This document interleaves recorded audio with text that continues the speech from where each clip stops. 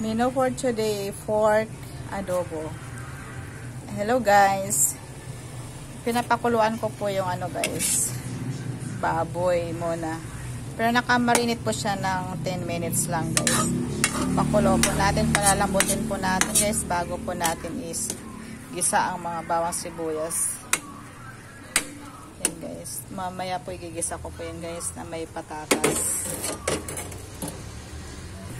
Ayan na po guys, malambot ng aking adobo. Igisa ko na po yan.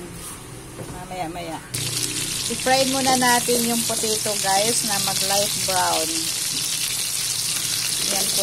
Simplang ko na po siya ng yan po, paminta. Then, suka, tuyo.